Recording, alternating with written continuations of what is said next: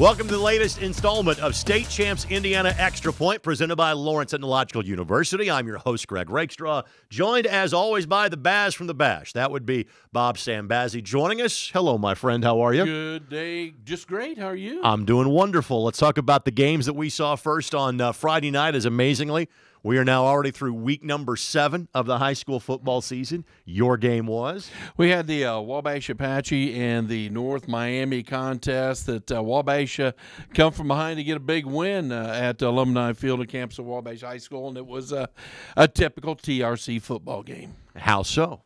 Well, from the standpoint, you don't know who's going to win. I mean, it's one of those things, they're so evenly matched, and whoever puts the ball on the ground, the opposition gets to pick it up and score, and that's what happened numerous times as North Miami put the ball on the ground 3 different times. What happened? Wabash scores 3 different times on the turnovers. Evenly matched. I'm not sure that has ever been more applicable to the Metropolitan Scholastic Conference than it is this year. I'm actually going to talk about the game that I didn't do, and then I'll talk about the game that I did do on Friday night for the ISC Sports Network. I'm not sure if my grammar was properly there, but I apologize for that. The best example of this year in the MIC I can give you is the fact that Lawrence North lost 24-23 to Warren Central. They are now 0-5 in league play. They have won 1 league game in the last 3 years.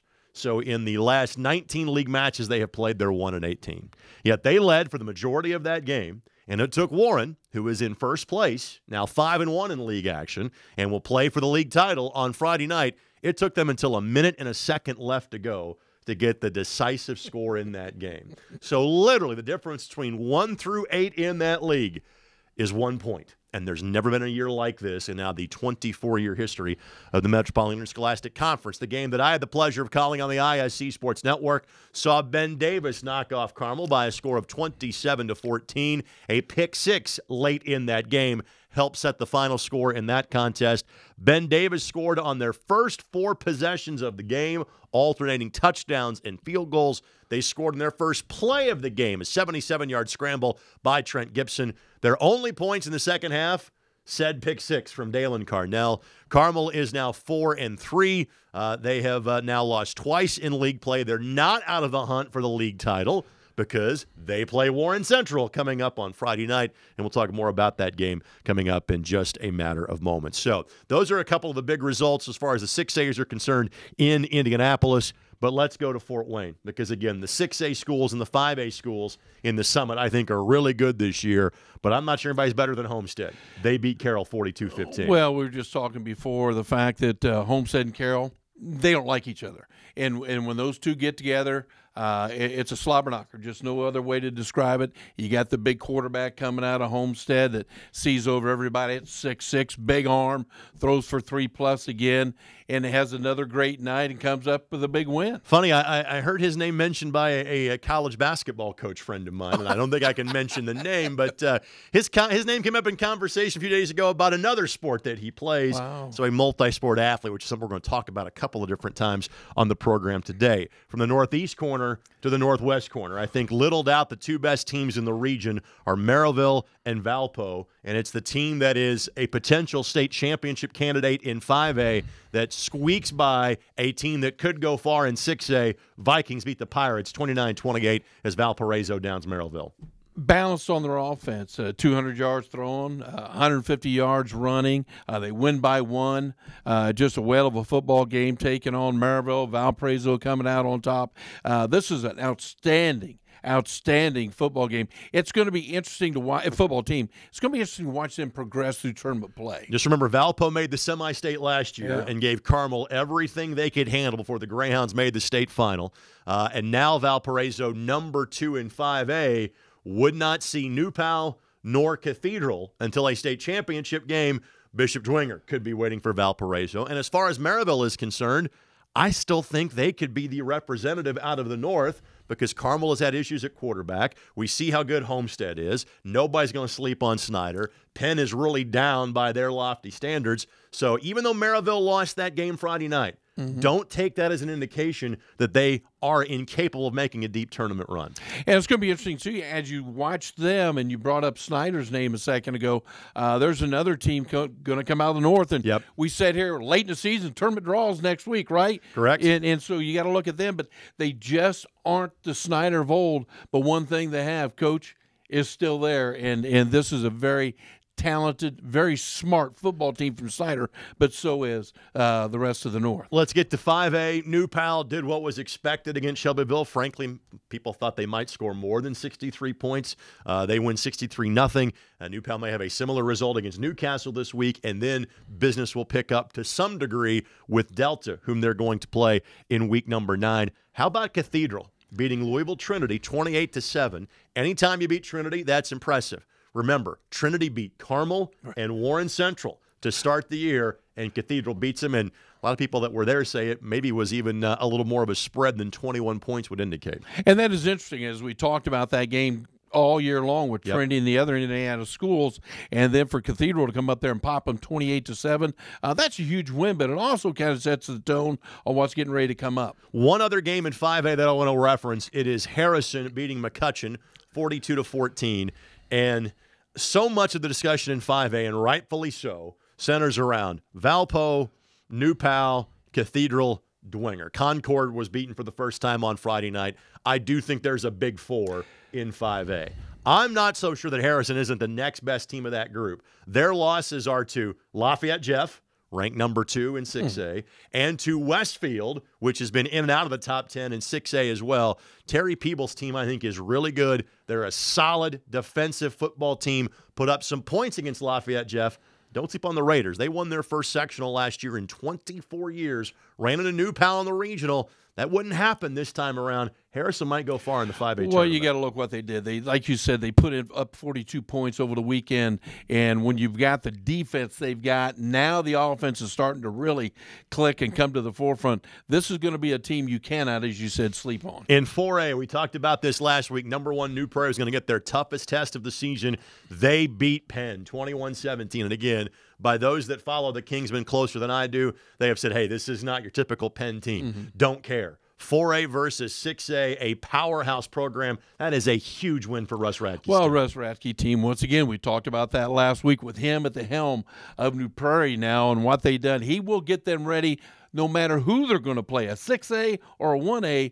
You're going to have to really come play against a very tough New Prairie team. A couple of ranked teams, in fact, 3 of them in 4A lost last week. Memorial fell for the first time, beaten by Evansville Central in double overtime, 23-20. That's last year's 4A runner-up beating last year's 3A runner-up, and they are both in 4A and both in the same sectional this time around. Whiteland beat Mooresville 17-13. That's the second conference loss for Mike Gillen's team. But in a league where defense is seemingly optional in the mid-state, Darren Fisher's Whiteland Warrior Ball Club plays some defense and gets a victory. Well, defense, I mean, good grief. They've got to get it honed out. Plain and simple. If they don't, there's going to be a big issue come tournament. The one thing I'll say is this: Mooresville's 2 losses, both to 5A competition. They're in 4A. They're still a team, I think, the Pioneers. That could go far, except they do run into East Central in a sectional now. Last year, that would have been a semi-state matchup. And Delta lost to Pendleton Heights. Good win for Jed Richmond and the Arabians. Again, Delta still has the big game coming up with New Pal in week number 9, but Delta falls for the first time this year. 3A number 1 handed it to 2A number 1. I don't think that was overly a surprise, 58-21. Don't take that as a sign that Kingsmen are not as good as we thought they were. That's simply how good Westside is. I talked to some people that were at that game, and they said, wow. That was the word they used to describe West Lafayette. Wow. And they really felt, Cass, as I did, would really give them a game, but they said, no, West Lafayette's really that good. And West Lafayette lost multiple Division I players off of last year's team, like George Karloftis, Maurice Woodard now playing at Ball State, other kids that are playing small college football. Kyle Adams, Yanni Karloftis, and guys that were backups. That's kind of who returned for Shane Fry, and Westside is exceedingly good again. But the other big game that deserves a mention in 3A, how about the 2-week stretch that Heritage Hills has had, beating Gibson Southern and Southridge, 2 ranked 3A teams, and neither game, Bob, was close. Yeah, I guess you ask yourself why. Why is it to that point now? What took so long really to come up in everybody's thought process, because even the guys up north are talking about Heritage Hills. Remember, this is the program that produced players like Ken Dilger, Jay Cutler, John Goldsberry that played at Purdue and played with the Buffalo Bills. I'm not sure if there's any pros on this team, but it is the best team the Patriots have had easily in over a decade. Other result that I want to share from 3A, Pioneer, only losses to Lewis Cass. They beat Knox by a score of 12-7. Quickly looking as far as 2A and 1A is concerned, Eastern Hancock, a quality win over Monroe Central. All three of Monroe Central's losses this year have come to ranked competition. And then finally in 1A, big game in the Wabash River Athletic Conference. North Vermilion, last year's 1A runner-up, beats Park Heritage 42-36. Those two will see each other again at some point in the sectional.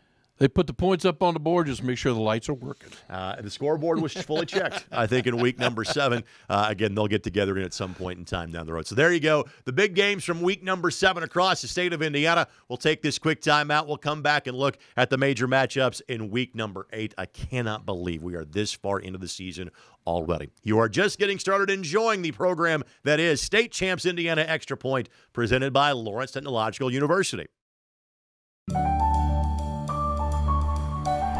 I've always been really good at math and science, and I knew I wanted to work in healthcare, but not as a doctor. So I chose Lawrence Tech's biomedical engineering program.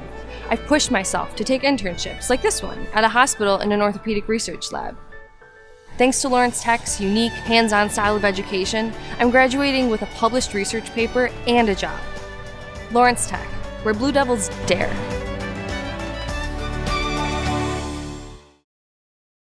Thanks to the guys behind the scenes. Thanks to the executive producer of this program, and Chris Landis. And thanks to Greg Mash from the ISC Sports Network. These are our home studios to produce the show each and every week. This program debuts through the various social media channels of State Champs Indiana, Wednesdays at 5 o'clock Eastern Time, with replays in the days that follow on the ISC Sports Network. Alongside Bob Stambazze, Greg Rakestraw with you. It is State Champs Indiana Extra Point, presented by Lawrence Technological University. We have looked back at week 7. We now look forward at week number 8. And in 6A, well, Warren Central and Carmel is the place that generally deserves that we will start there. However, that's the game that I will have on Friday night on ISC, so we will get there at the very tail end of the show. Let's go to your neck of the woods, Dwenger and Snyder. Again, Snyder 6A, Dwenger 5A, but both are teams that we think can make a difference come playoff time. These two SAC teams at the top, up there with Homestead, as usual, had to be expected.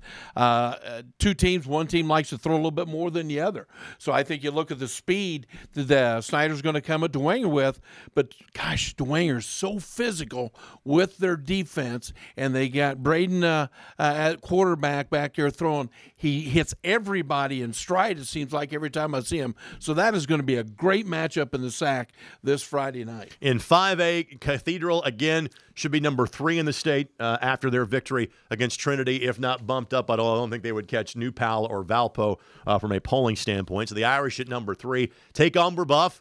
Brebeuf ranked in 3A. They were number 6 a week ago. Brebeuf lost their opener in somewhat handily fashion to Chittard. They have since rattled off 6 consecutive wins. But for Mick Ressler, this is going to be a test because Cathedral, as we have talked about, are really, really good. Well, as you say, down around, well, up before when they called the Battle of the Bishops. So now this is going to be a big test in Indianapolis when these two just flat hook up. And you think now everybody's playing their best football right now. In Class 4A, Evansville Central just knocked off Memorial. Now they get to play host to Mater Dei. Mike Gable's team, one of the most highly rated teams in 2A. Their defense has been the calling card for Mater Dei. By their lofty standards, their down year was last year. Mater Dei is a team that not many folks are talking about. Don't be surprised they make a run through the southern half of the bracket in 2A. Did you say Mater Dei? Exactly. I think that's all you got to say. It's Mater Dei. They got a great tradition down there, and they really live up to that. A cross-class matchup, but basically the game that is for the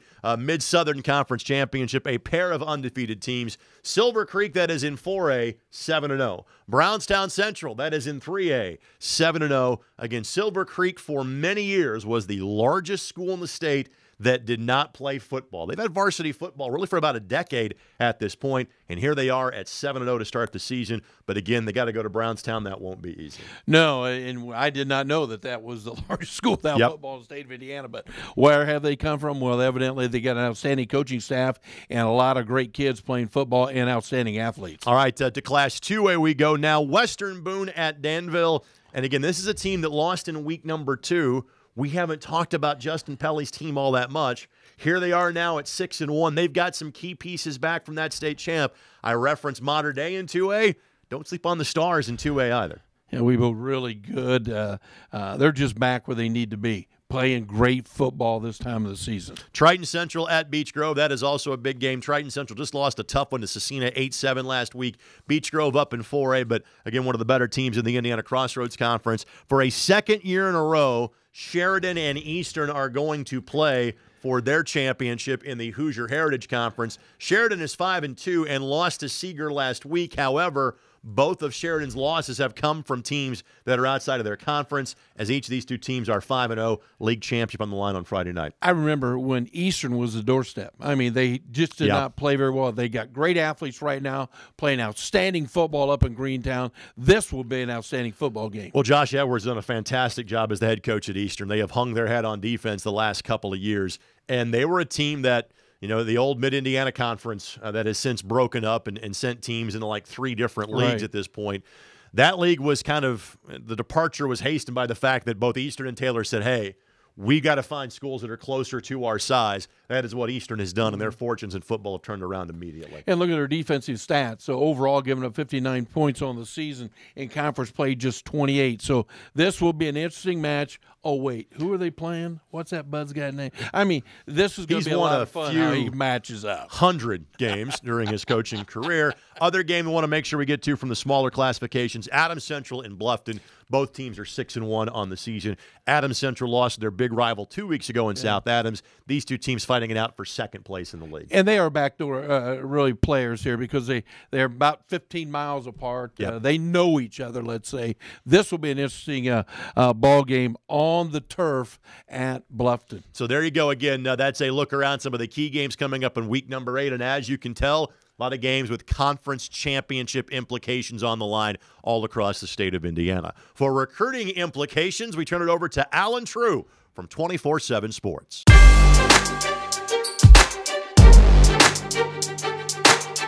This is Alan True from 24/7 Sports with this week's State Champs Recruit Report. And we're going to start in Charlestown with running back Marion Lukes as he made a change in his recruitment. He was committed to Eastern Kentucky, but switched to Central Michigan after the Chippewas offered him a scholarship, and they did so for good reason. Lukes rushed for nearly 3,000 yards and 29 touchdowns as a junior and is on pace to do the same this year. 5'10", 180 pounds. He's also filling the stat sheet on the defensive side of the ball, showing his toughness and versatility. The Chippewas are becoming more of a force in the state of Indiana, and they offered a scholarship to a junior in the state, Lafayette Jefferson defensive tackle Peyton Price. Price is a 6'2", 298-pound run plugger. This is his first FBS offer. The Chippewas continue to look to make their mark in the Hoosier State. Finally, Indianapolis Pike defensive end Kyron Montgomery is one of the state's top juniors and added another Power 5 offer as the Maryland Terrapins offered him a scholarship this week. The Terps now join Indiana, Purdue, and Iowa on the 6'4", 215-pound Montgomery's list. For this week's State Champs Recruit Report, I'm Alan True.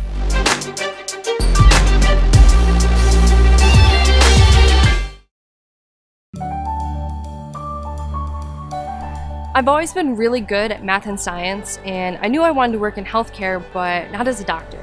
So I chose Lawrence Tech's biomedical engineering program. I've pushed myself to take internships, like this one, at a hospital in an orthopedic research lab. Thanks to Lawrence Tech's unique, hands-on style of education, I'm graduating with a published research paper and a job. Lawrence Tech, where Blue Devils dare.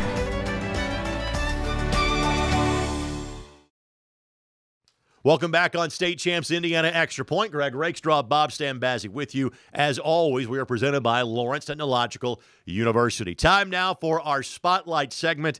We could call this the Charlie Spiegel segment. Pretty every much. week. We just, because the numbers will sound the same. He had 6 touchdowns in New Pal's 63-0 win against Shelbyville. He has 29 touchdowns on the season. Last year, I think he finished just shy of 70. I honestly think the running clock rule has taken some touchdowns away from this kid, but that's okay. He's got 149 for his career. One big thing that I look at with this kid, who is just a special student athlete here in a great state of Indiana, is how much would he really have if they didn't get such a big lead? And I know you talk about the running clock, but there's class act down there, and he's got to come out of the game. And so I've always wondered, when you look at student athletes like this, the records they set, where would they really be if they had a full game to play? And now, sorry about that, Bob. Now the question is, again, it's not even if. When does he get to 10,000 yards for his career? I think he's over 9,000 at this point. Yeah. My guess, seriously, I'm going to say it, regional final. Something around that line? I think the regional hit, he's $10,000. That'd be Cathedral. So Irish, just so you know, you're on the lookout for that. Let's talk about Chase Ketterer, senior quarterback at New Prairie. We referenced the fact how huge of a win they had against Penn on Friday night. Rushed the ball 38 times, 165 yards. He is averaging 8.9 yards per carry, and his 20 rushing touchdowns in the season, second to the guy we just talked about. You look at a kid like this coming out of New Prairie, and I got to go back to Coach again. He prepares his student athletes so well for the opposition to be able to do what he needs to do to be successful. All right, we referenced early in the show a guy that's a multiple sport athlete and looked good, the quarterback at Homestead. The next 2 guys we're talking about are guys that are multi-sport stars. Cam Jordan for Cathedral plays 3 sports at Cathedral: football, basketball, baseball. And he'll be a starting guard on the basketball team for Jason Delaney this year. He was a star for Bill Peebles on Friday night in that huge victory over Louisville Trinity. He had a touchdown catch of 1 yard. He had a touchdown catch of 74 yards, 8 catches in total for 124 yards. I love the fact that a kid that puts in the effort literally 12 months a year gets rewarded. No doubt about it. They are student athletes, and it's tough to accomplish all this and do well in a classroom, but this kid puts his nose out there and has success, and there's a reason why. Ryan Lazan at Southport last year was the star wide receiver with his quarterback playing now at Ball State from a year ago, going from one type of Cardinals to the other. So Ryan slides over from wide receiver to quarterback. He went 17 of 24, 330 yards, and 5 touchdowns, including 3 of those to Matthew Munoz. Both those kids play football and basketball at Southport High School. They beat Terre Haute North of the Cardinals 40-14. 300 yards. I mean, when you start for a guy that's a 1-year starter at quarterback, because he was a wide receiver until this year. That's what I'm going. 300 yards. Where's that arm been all of his life? I mean, you look at him, just an athlete. I mean, that's what you have to look at with this young man. Somewhere, Steve Sunderland, who was the wide receiver for Rex Grossman for 3 years, is nodding his head, saying, "See, I told you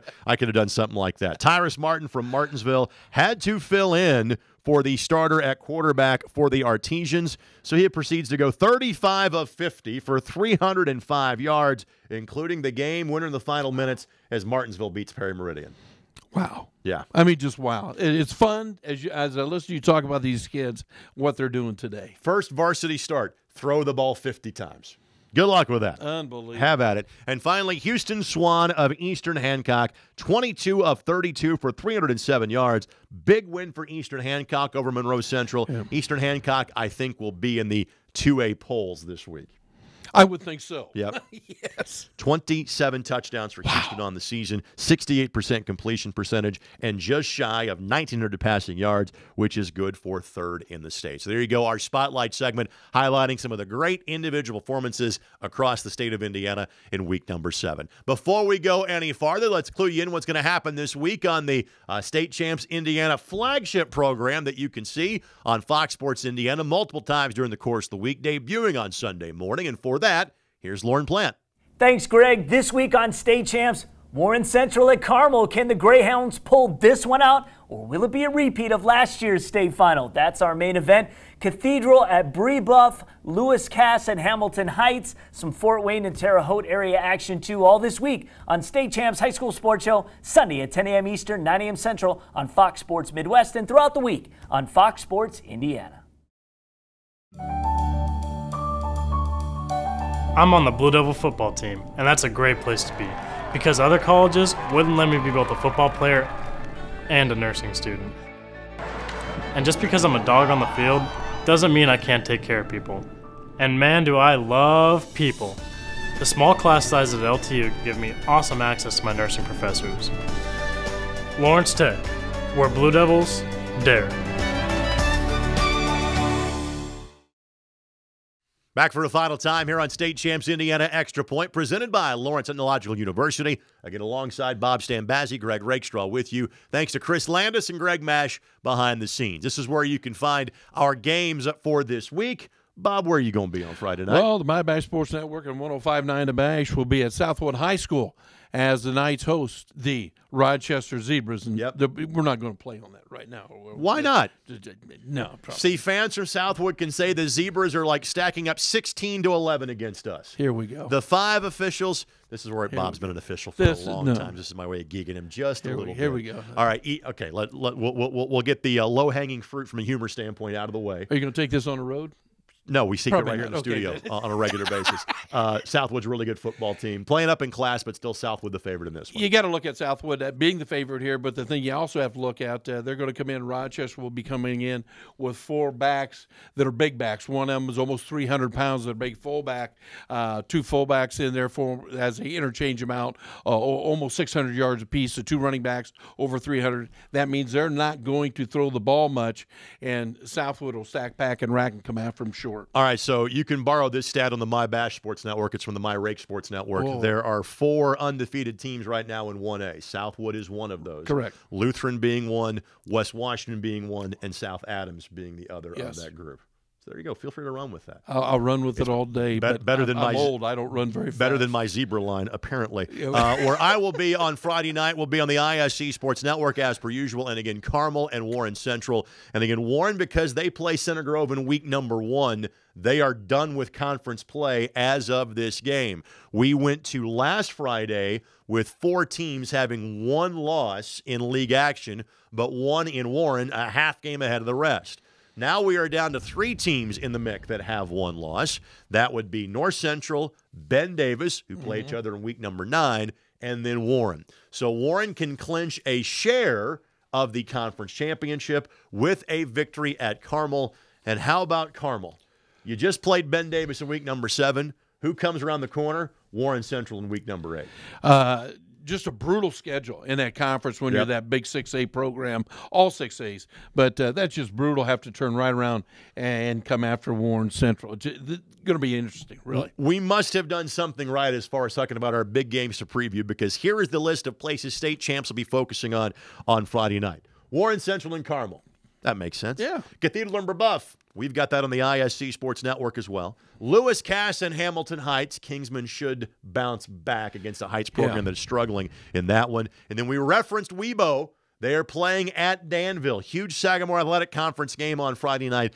Danville's not what they were a couple of years ago. They're still a really quality football team. Webo is going to have to go up there and play the game, and that is just going to be an interesting battle, because if they don't show up, there's going to be an issue. Up there, down there, over there. Stop by the Mulberry Cafe, by the way, when you're on your way to go watch the game in Danville. My friend, a pleasure. You'll be with the younger, slimmed-down, more handsome model of me next week in Mark Forrester. I'll miss you terribly. I'll see you in 2 weeks. Yeah, you and Mickey and Goofy will all be having a good time, right? Goofy has largely been associated with me for, well, pretty much the entirety of my life. For Bob Stambazze, this is Greg Rakestraw. Thanks for watching. It's State Champs Indiana Extra Point, presented by Lawrence Technological University.